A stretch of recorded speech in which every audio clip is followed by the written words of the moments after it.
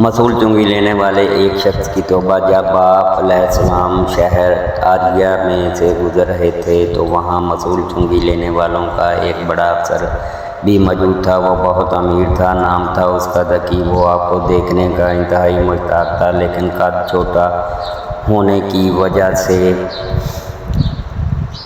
आप को हजूम में देख नहीं पा रहा था, इसलिए आगे दौड़ कर गया और गुलर के एक पेड़ पर चढ़ गया ताकि जब आप सल्लल्लाहु अलैहि वसल्लम वहाँ से गुजरे तो आपको देख सके।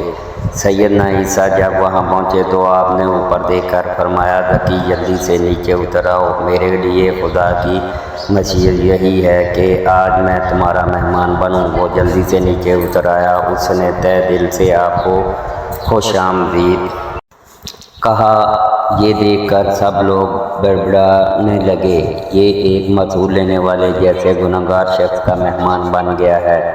ज़की रुक कर मौला से कहने लगा, मौला मैं अपनी आधी दौलत गरीबों को देने का आज वादा करता हूँ। अगर मैंने किसी से कुछ नाजायज़ ले लिया है तो इसे चौगुना वापस अदा करूँगा। सैयदना ईसा ने उसके बारे में फरमाया, बख्शिश हो गई है आज इस घराने की, क्योंकि ज़की ने अमली तौर पर आल इब्राहीम होने का सबूत दे दिया है। मैं इमाम बनी आदम सब गुमराह लोगों की तलाश में आया हूँ ताकि उनका बेड़ा पार लगा दूँ।